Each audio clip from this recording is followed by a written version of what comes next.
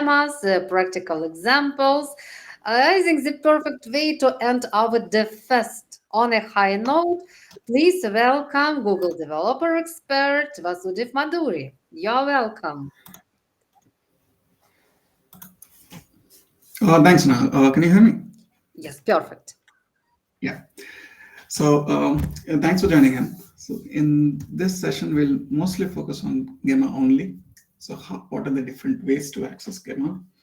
So whether it is on mobile or on device or Vertex AI or other deployment options. So just a heads up, I'm already running a couple of LLMs on my local. So my laptop is a bit slow. So there might be a few delays in my slide changes or anything. So if there is something like that, let me know. So I have a few demos, and I'm also started deploying one model onto Vertex AI using a GPU. So I'll also show you the process and see how exactly you can deploy your own model and then integrate it with your legacy applications. And if everything goes well, so I have around 4 demos. So one is on this particular device, which is just an edge gallery. It's on my mobile, and the other are around the same demos on my laptop. So I hope this helps, and let me know if I think as it's a Gemma day, so where we have already covered few sessions, so few slides might be repetitive. Apologies if some of them are repetitive, but if they are, please drop in the chat. I'll just skip them. So I think I've attended the introduction and other sessions. So mostly, so we have seen why exactly we need to use open models and when Gemma has been released and what was the evaluation behind it. And at this moment, we have multiple types of Gemma models. So core models and then quantized and specialized models for the specific use cases. So today we'll see about Gemma 2, Gemma 3N, and a few examples about Polygemma, which is mostly around vision models. So Gemma is a combination of models under a single umbrella. We have multiple models for multiple use cases. And the base models are, which are core models, Gemma 2, Gemma 3. And edge device compatible models are Gemma 3N and its family. So the Met Gemma, TX Gemma, Shield Gemma, Code Gemma, Data Gemma are the further quantized and distilled models of core models. So what are the different models and embeddings which are available? So 1B, 4B, 12B, 27B. So today we'll look at one of these models. So which I'll just give a gist of it right now, how I'm executing it and do that. So here I'm using something called LM Studio. I mean, there are multiple softwares to run the models on local. So top two of them, which I foresee in across multiple articles and benchmarking sites, is Olama and LM Studio. So I used to use Olama, but that needs a different UI called Open Web UI, where I need to install that and then connect with Olama models. So I've just tried this a couple of weeks ago, LM Studio, where you can just download it and then start using it. So in the case of this LM Studio, so all the models are running local. So that means, so let's say if I quantize a model and want to use it without deploying it, or let's say if I want to use any model, let's say for Gemma, we have multiple types of Gemma models. And for example, sorry, it's a bit slow. Yeah, so we have multiple Gemma models, and let's say if we want to see any other models like OpenAI, GPT, or DeepSeek, or any other models, all the open source models are available. Just one click away to download and test it. So there is an option here to see only include the pics that can fit in my device. So my current system size is around 8 GB to 16 GB. That's the maximum. And let's say if you're operating on a much more advanced machine, then it will show you all the compatible models. So however, the prompt delays and the time it takes to give the output is a bit high. But I've just uploaded a particular PDF file, and here I'm using a 2B model. So the size of 2B model is around 2.77 GB.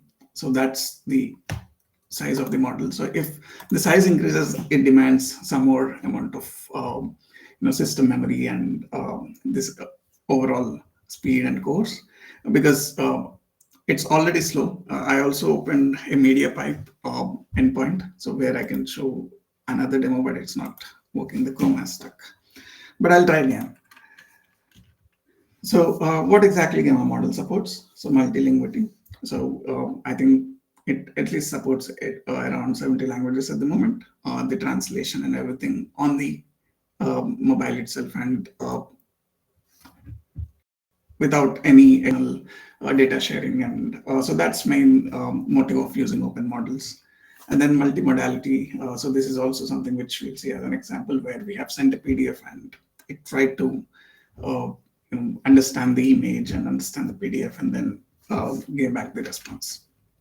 And function calling, I think, as the earlier speaker mentioned, function calling is one of the ways to go ahead and tie it with the APIs and external source system REST APIs, and then grab the information based on the need. So it's similar to RAG, but it's not exactly RAG. But I mean, before the world of tools, agents, we used to use function calling, and that's a couple of years ago. But it's still valid. Let's say if our use case is not very specific to any agentic development or workflow development. So in June this year, Google has launched something called Gemma 3N, which is a model for edge devices and mobiles. That is something which is a fine-tuned and fast inference lightweight models. And E in the E2B determines the effective. So effective 2B is nothing but it's a modeling mechanism which Google has launched so that the models are very lightweight and the inference will be faster. So Gemma 3N, again, it's a third generation. It's similar to Gemini Nano proprietary model. So it has audio capabilities, vision capabilities, and the context length is also 32K. Now, where exactly these models are being used? The actual business value use cases. So a couple of use cases which I have went through in my organization and the other colleagues' organization is mostly in the financial sector. So, for example, monthly we would get a, let's say if I use a credit card, I get a credit card statement which generated in the app. Now, in most of the times, as a highly regulated environments within the financial institutions, so they don't tend to send the entire user data beyond the scope of their organization, and also any third-party proprietary models. So I have seen a couple of POCs where they have actually given the business value by generating the summarization of credit card and which parts of the credit card will and which categories the overall amount was spent through and what are the different categories of it. Now, in order to generate it, we doesn't need a lot of context. So how exactly they have went through that use case? So they have taken a core Gemini model, core Gemma model, and on top of that Gemma model, they have fine-tuned it and distilled it only to understand their specific, schema structure and PDF structure. And in Gemma, we have something called controlled output, where we can give the schema structures. And let's say if you're if you're closer to the Python development, we can give a pydantic model as input, and it generates the output in a target pydantic model. And that pydantic model is rendered on the UI to show the entire summary. Now, there will be some edge cases, but this was launched in one of the UK-based fintech startups, and they are tightly integrated with their mobile app. And of course, there is some downside to it. So it only runs on Android 10 or 11 and above. So that's because it needs to support the RAM, and it needs to support the memory and everything. So this actually gives a lot of business value to the users, and the data is still under the regulation of Europe and UK GDPR and other regulations. It is in line with that.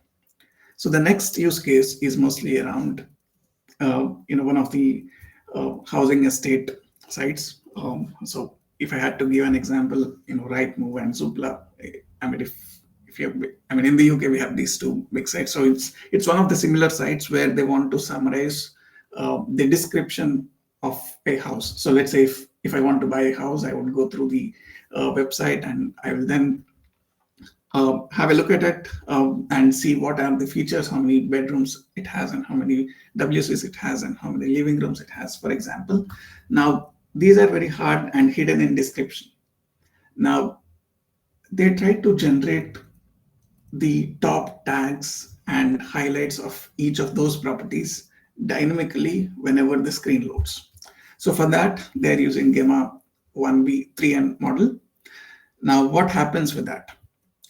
So the overall inference time is again at least a second or so, but the data is not moving across the cloud and moving across the APIs, and there is no cost incurred by the overall company to generate that particular inference response.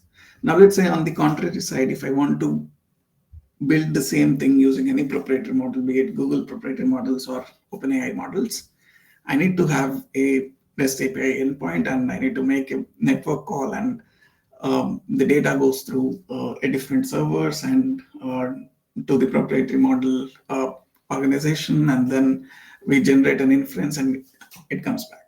Now, in the case of housing estate agents, that should be okay, but in the case of financial domain, it's very hard to go through all the regulations and other required auditing. So these are the couple of use cases which I've seen in the recent past, and I would also go through one of the use cases which we are trying to solve in detail in the end. So when to use which model? So we have Gemma 3 and Gemma 3n. So Gemma 3n comes with E2B and E4B, where it supports multiple modalities and with reduced context length. So these are some of the references if you want to test it out. I'm sure similar references has been shared earlier in the day, but if this is something new, you can refer to it. Now we'll see something related to Gemma AI Edge Gallery. So I have that open. So I'm sorry if you cannot see it, but sorry. Yeah. So this is the application. So here I have given a image, and this image is just a Pokemon's image. Now this, I've just asked what exactly is this image. Now it has responded. I mean, my phone is a bit lesser configuration one. It's around 4 GB RAM. Now it has responded in 25 seconds, because the first token it has generated is within 25 seconds because my configuration is less. When I tried in one of my other mobiles, which is a advanced one, is Android, but an advanced one, there it got just generated in a couple of seconds. So that's the difference. But so here we can see it has generated, it's a small yellow Pikachu, the famous Pokemon character. So I have showed this image. So this is the image I've shown. Sorry if that is being masked. I'll just try to remove my filter.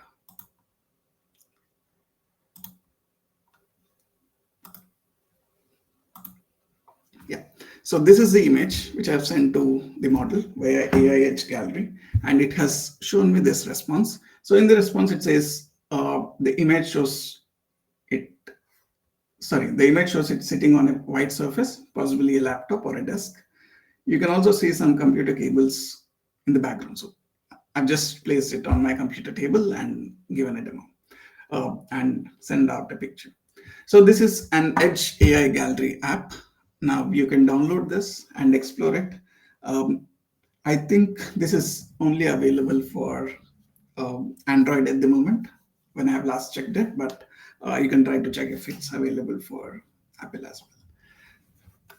So here we can add our own models. So let's say if you are trying to build your own model and LLM want to test it on local and want to see the benchmarking and stats, you can use this app and upload your own model to it and then start using it. So that is one part where we can start building the mobile specific edge models and then deploy it. So till now we have seen how exactly we can handle the models on on local machines. So coming back to the specialized models. So the specialized models are Polygamma. Polygamma is specific for vision. So all the Gemma 3 models are based on the VLM and Gemini architecture, subset of Gemini architecture. But Polygamma is purely a VLM model, which is mainly for vision specific use cases. And we'll also see a demo related to Polygamma. So I'm just trying to get the deployment working.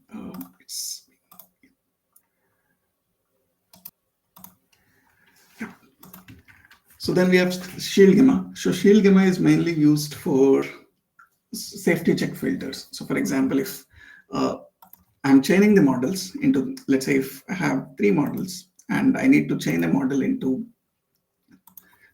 3 separate steps. So I want to filter out the input prompt and then do the computation inference with the main model. And then I want to filter out the output and then give it to the user. Now these steps, these inference steps, it actually takes some amount of time, but the intention here is to chain the models one after the other with the Shield Gemma, because it would actually filter out any of these explicit content or dangerous content or hate speech or harassment. Now, there was a development, I think, last week or the week before around OpenAI to allow some of the content which addresses the mental health of the users. Now, if we baseline to a particular level, then that particular content is considered as a explicit content or a dangerous content to a targeted user space. So for example, if my kid wants to actually interact with LLM and interact with for example Gemma, and if I don't have any safety filters in place, then if my kid asks something which is mischievous, and it would just respond something which shouldn't be seen by children. Now, how exactly I would control? So let's say if I'm a developer of a particular Gemma model, so how I would control the output of the model. So that's mainly based on the Shield Gemma. So here I can control any hate speech, harassment, or dangerous content, or any explicit content. Now, this would give me a control over the targeted output content.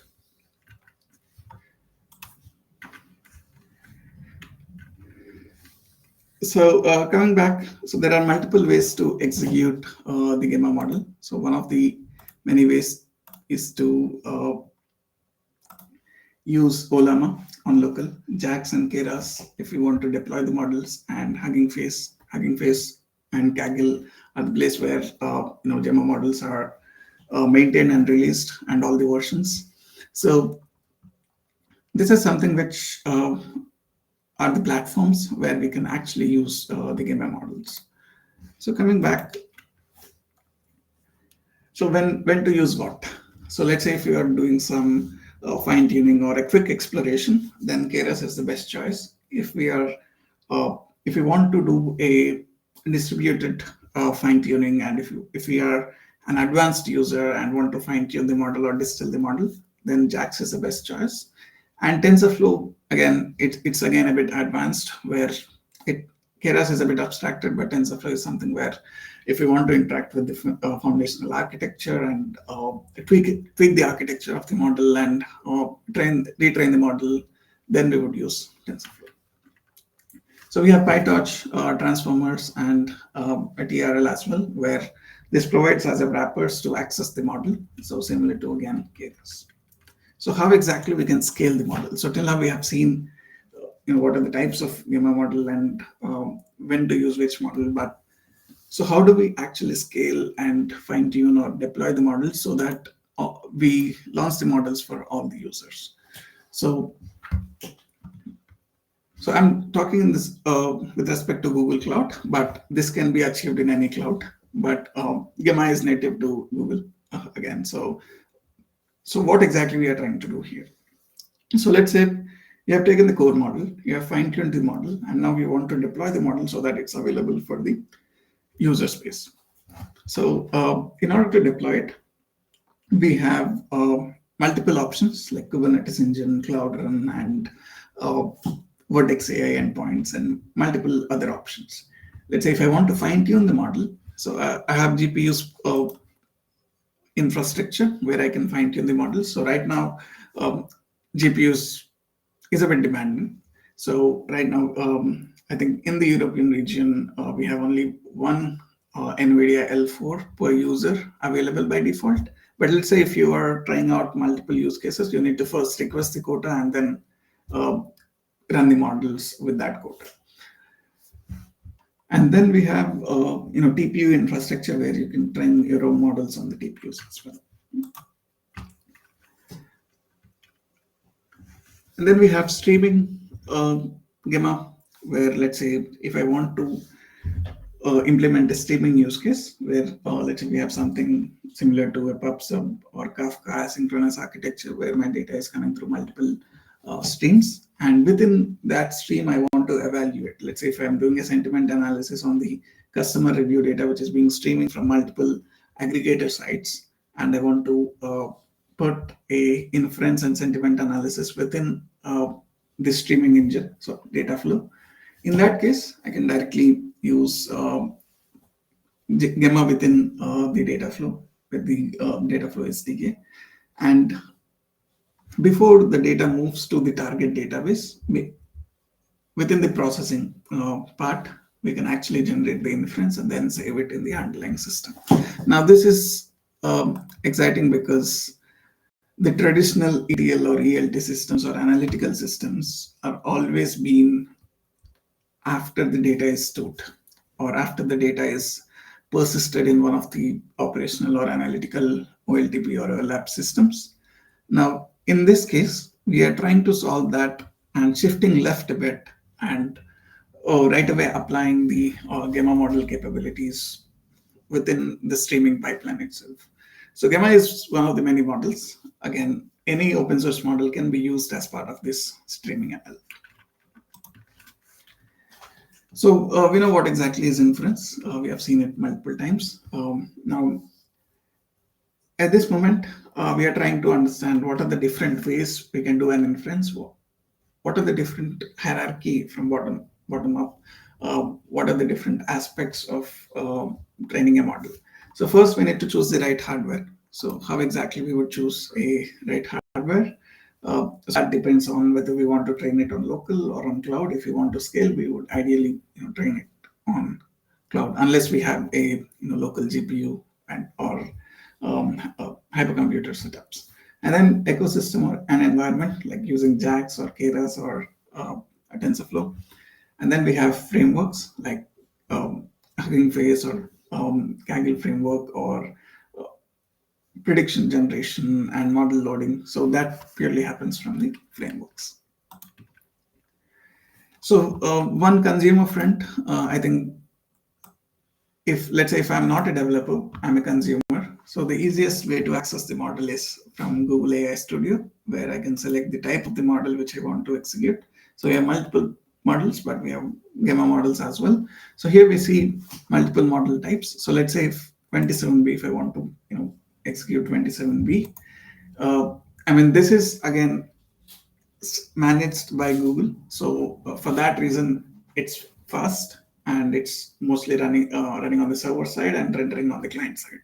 So this is something which is faster. But let's say if I want to run the same on my local 27B, then it is something which is harder to achieve. Now, this is a consumer facing, but not developer facing, because it's similar to any other website or any other LLM inference, which I want to just try it out. And then we have multiple types. So as we've seen, cloud or local machine or a web app. So let's say if I want to run it on cloud. So what happens exactly when I want to run it on cloud. So here I'm trying to deploy it. So here we see, I've started it around 45 to 50 minutes back, just to be on a safer side. It deploys before my session, but it's still trying to deploy it. So here I'm deploying a Gemma 3N model on a custom endpoint with NVIDIA L4 GPU behind the scenes, so that I can use the Gemma model as my own REST API. Now it incurs some cost.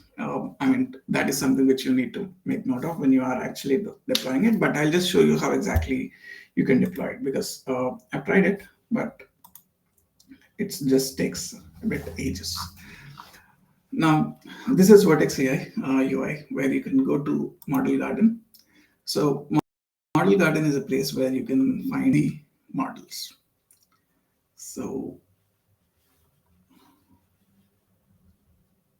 it's slow. Yeah. So here,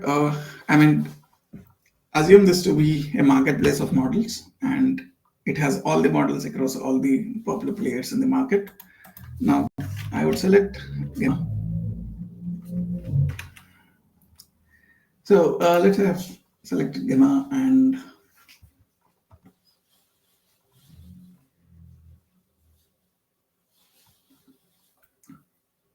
here I can just deploy it.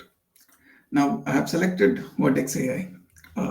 Maybe that's the reason it's taking much time, but we have a fast deployment option where I can just select it. So here I'm using NVIDIA L4 GPU. So it says you're approaching my quota limit because I've already started deploying one of it. So once it deploys, so this is the request where we can use it and start using it. Now, in order to integrate with our applications, or in order to integrate with our use cases, it's again, it's just a simple call away. Now, I'm just seeing if it's deployed or not.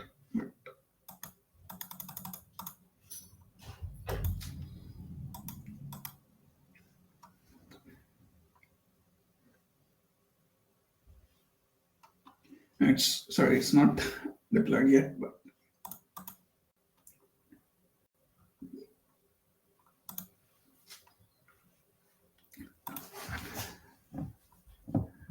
so once it deploys, it actually shows in that list so that we can use that model as the endpoint.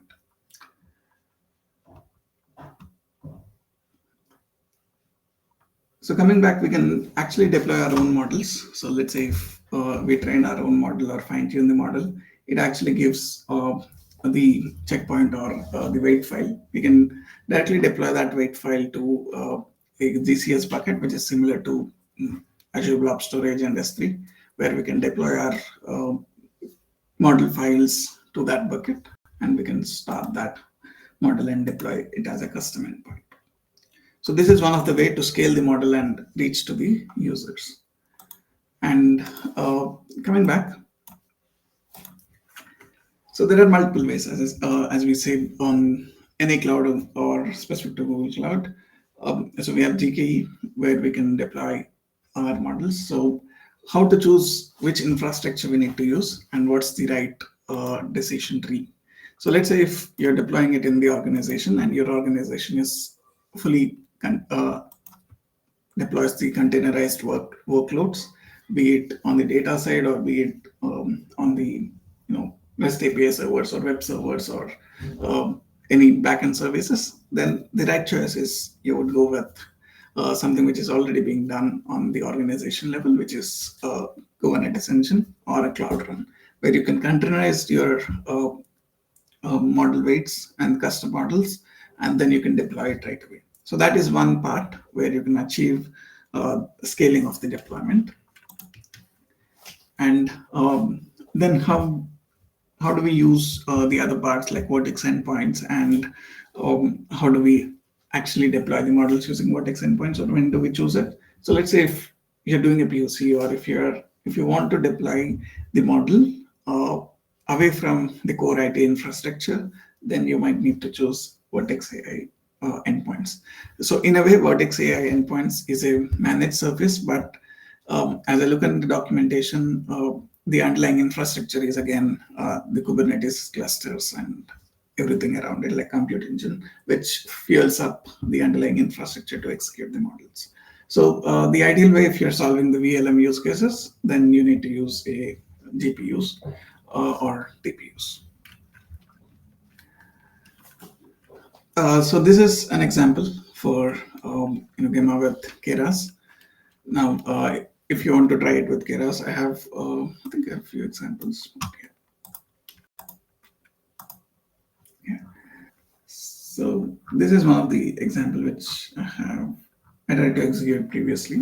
So this again uses, I've tried with Gemma 1 and Gemma 2. Now we need to use a Kaggle key. So we need to generate a Kaggle key and then so that the model is downloaded from Kaggle. So I'll just try to explain what exactly I'm doing, but I tried to execute it, but for some reason my collab server is crashed. So here I'm just using Gemma.generate. Now, the most easiest highly abstracted wrapper to get started with, let's say if you're starting today, is Keras NLP. Now, Keras NLP has a preset model. So that means, so for example, if you go with TensorFlow or JAX, it's a bit lower abstracted, a bit lower level abstraction on the models. But let's say if you go with Keras or Hugging Face or Transformers, then it's something where we can directly use a method and get the model's object. Now here we are trying to do a Gemma.generate and we have this prompt. So it would just generate the response. So I'll try to do that, but let's see how it goes. And then we have a classification example to get the sentiment and then some extraction. So text and prompt.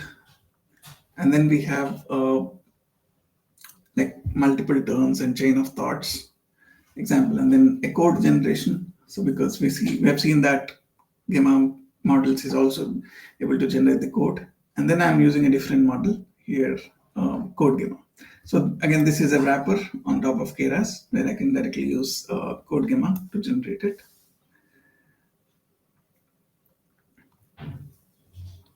And then we have Polygemma. So Polygemma is used for vision purposes, where I can directly use it for visual question understanding and question answer understanding. So now I've pre-executed a few parts because it generally takes a bit of time.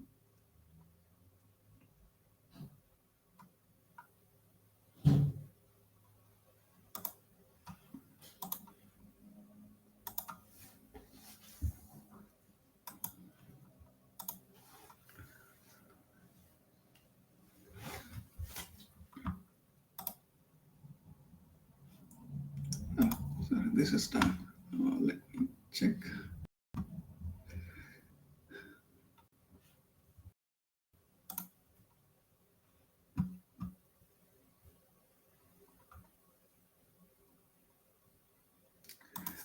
Sorry to go around multiple directions, but I see that a model has been deployed, so I'm just trying to check it out if that actually works or doesn't work.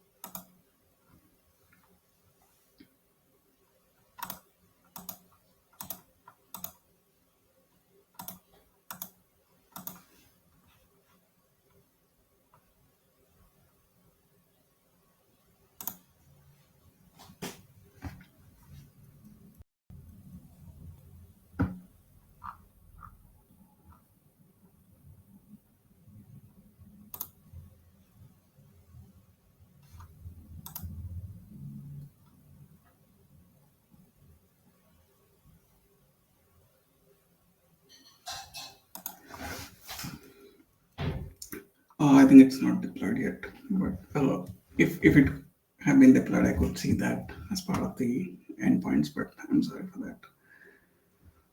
Yeah. So coming back,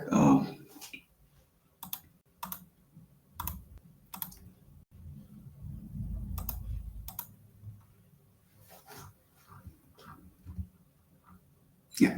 So this is the example of polygamma which I've just executed for this session. So it first tries to download the model from Keras.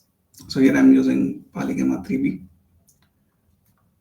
and then I'm passing a image of a bird. So the image which I've passed is here. So this is the image. Now once the image is passed, it would we are reading the image, and here I'm trying to do a polygamma.generate. So polygamma.generate the prompt describe the image with the image as input. So now it takes some time. So it takes around, I've just did that around 4 p.m. UK time, and it took around 2 or 3 minutes. And then given the response in this image, you can see the bird on a branch. Now that's the description of the image, but something interesting between the lines which we can see is energy consumed, and this is the amount of electricity which has been used since the beginning of this inference. Now, just a parallel to what exactly we are seeing here. So let's say when we deploy the models at an organization level, mainly across our region, it's important to also note the amount of energy we are using and amount of energy consumption. So why exactly it is important? So I'm derailing a bit. I would just explain why it is important, because every organization, be it we use any custom LLMs or deployed LLMs, we have something called sustainability score, and we have something related to scope 2 and scope 3 emissions, which we always want to keep below the level of baseline which the government set.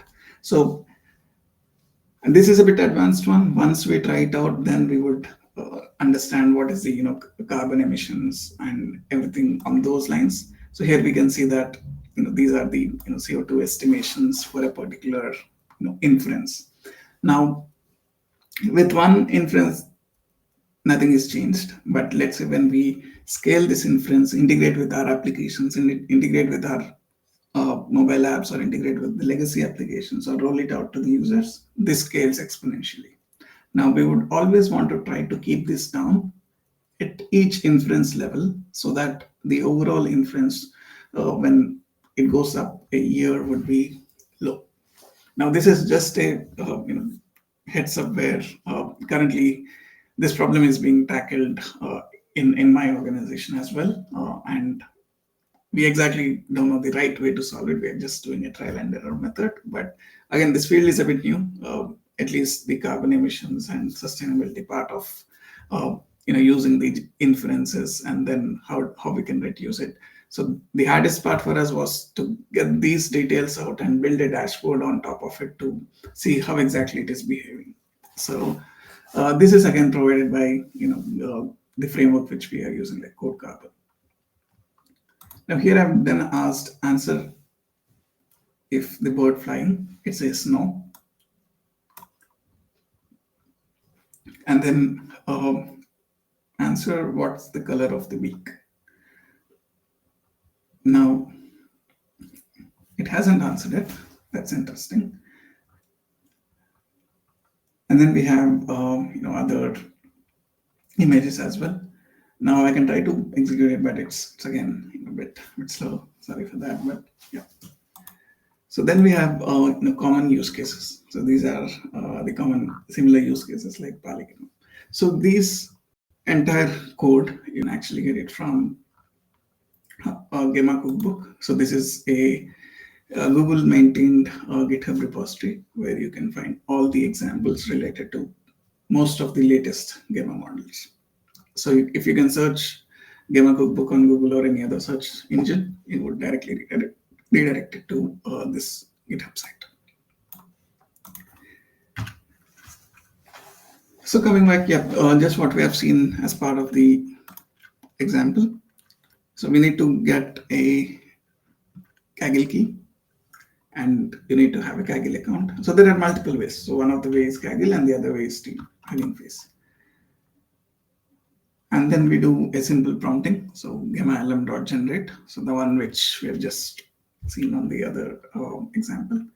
And then we can use a prompt template and give a prompt template. And this is a control generation. So where we want to let the Gemma give an option to generate in the way we want. So we would give a prompt template to that.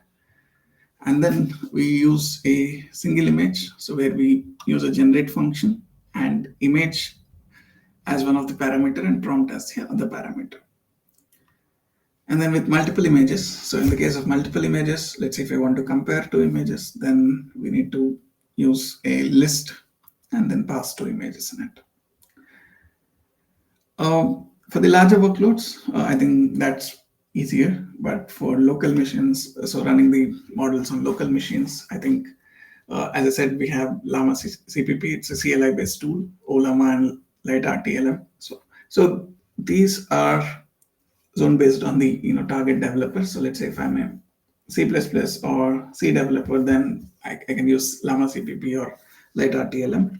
Or let's say if I'm mostly a higher abstracted developer, let's say Python or Java or anything similar, then OLama and LM Studio is best. So for the local applications testing, you can use LM Studio. This is something which I've shared earlier. We'll just see how exactly it works.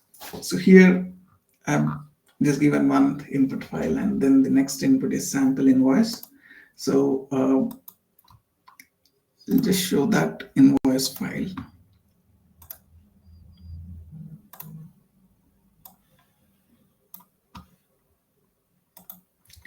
So this is the invoice file which I've given as an input. So sample invoice. So sample invoice. And here I've just asked, can you extract the key invoice details? So when I did this, my laptop got frozen. It's because the amount of RAM it has used has increased to 4 GB, 5 GB. Because I'm also running parallelly a few other models on my local.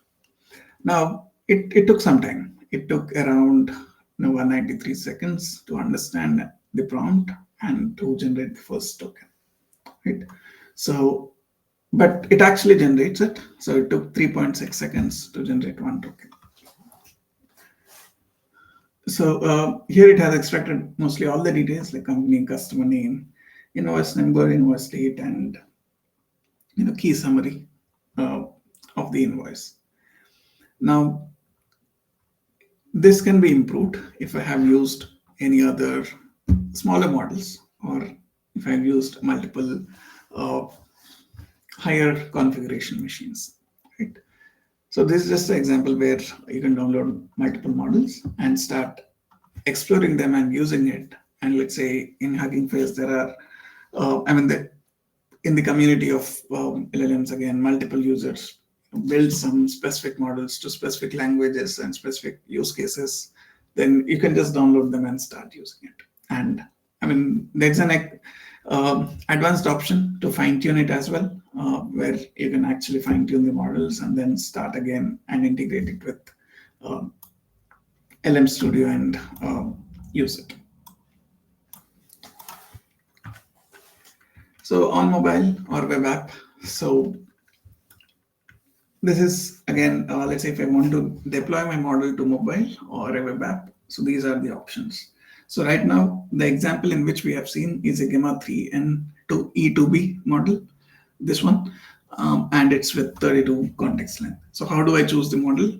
So again, the latest model is Gemma 3N. On top of it, we can do a function calling, or if we are trying to do it agentic way with any of the popular agent frameworks like ADK or Crew AI or anything similar, then we need to go into that architecture and use tools and everything beyond that. So how does we compare the models across multiple different spectrums like benchmarking? So let's say if we want to do a text-based input and output, then I think all the models perform the same way, like video and audio. and Google AI Edge, where the models can be deployed on the edge devices.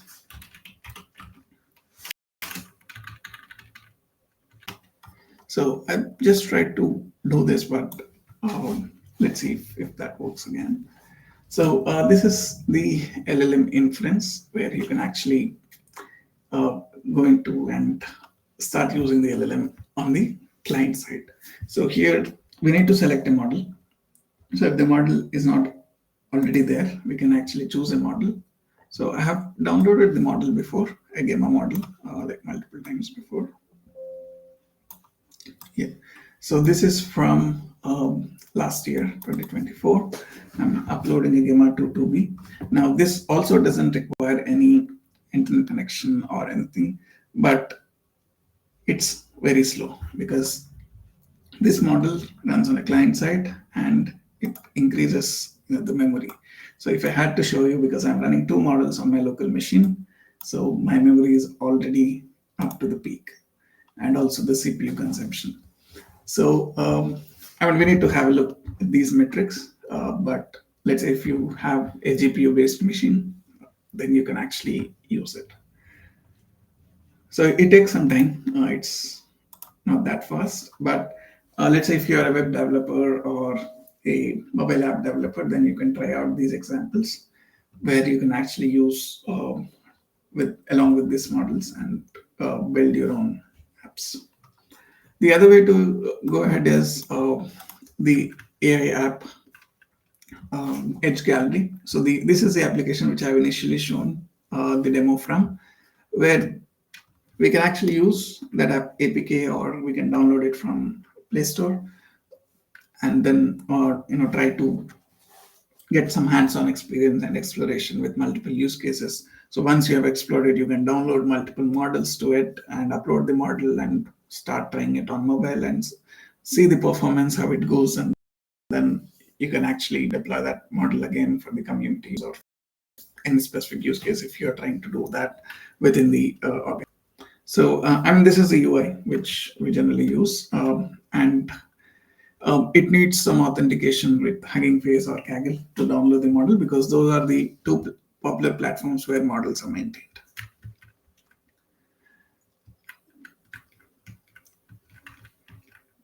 Yeah. So I think I'll just share the LLM inference link.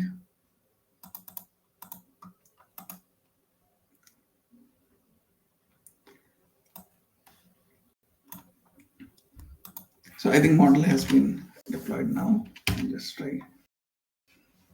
Hi. But again, so we need to keep a look about the metrics of our machines. But Olama running in parallel, and I'm also running one with MediaPipe Studio. So it's a bit tough one.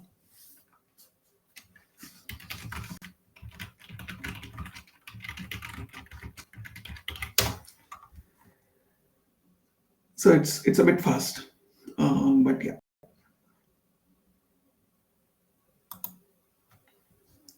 So now this again runs in the client side.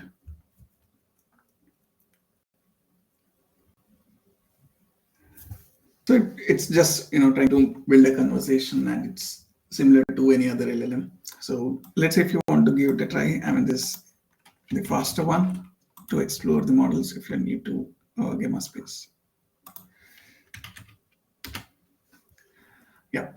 So coming back, we are almost at the end of the session. But so let's say you're actually building the fine-tuned models or distant models and want to deploy them. So what are the few parts which we need to understand? So we need to always put the safeguards. This is again, there are multiple frameworks around from multiple companies like Google, Microsoft, and OpenAI, their own frameworks, how to safeguard the model and also how to build the responsible AI models. But we need to use any model similar to Shield Gemma, or at least we need to use the safety filters when we actually do a user input and output. So how do I use these safety filters. So there are multiple types of safety filters. Safety filters are built into the framework itself. So let's say if I'm using Keras and if I'm using TensorFlow, the safety filters are built into the parameters of a particular function where we call the generate model function. So let's say we have used Keras NLP.generate and Gemma.generate. In that generate function itself, we have prompt, image, and also other parameters like model specific parameters, and then we would also have different safeguards. Now with Gemini model, it comes implicit, but with Gemma, it's mostly around using it with the framework. So, this is my social. Let's say if you have any questions or if you want to reach out, please do. But before that, I think I'll just show one more part.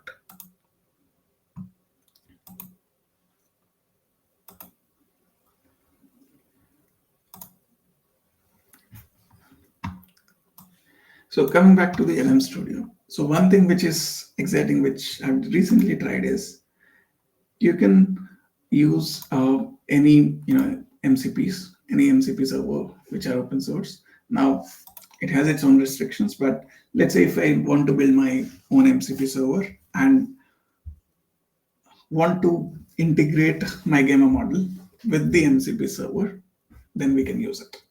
Now, let's say if I want to grab any MCP server quickly.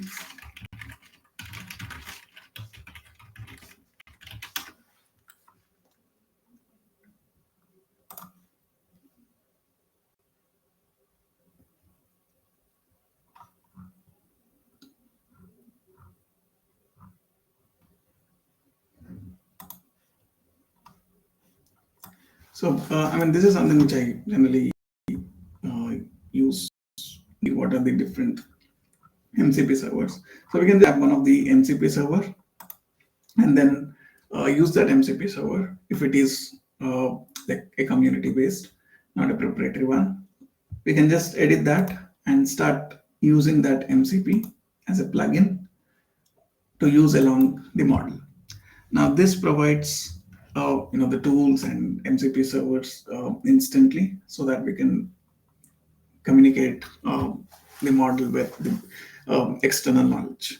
So that is the easiest way. Let's say if you want to explore out MCPs, like if you're building MCP servers or if you're trying to use MCP server or build an agentic flow, then this is the initial exploration part you can do where you can use that MCP and assume you are using a Gemma model and you want to just integrate both and try out a agentic behavior scenario. Then I think this is the best part where you can directly integrate your MCP.jsons.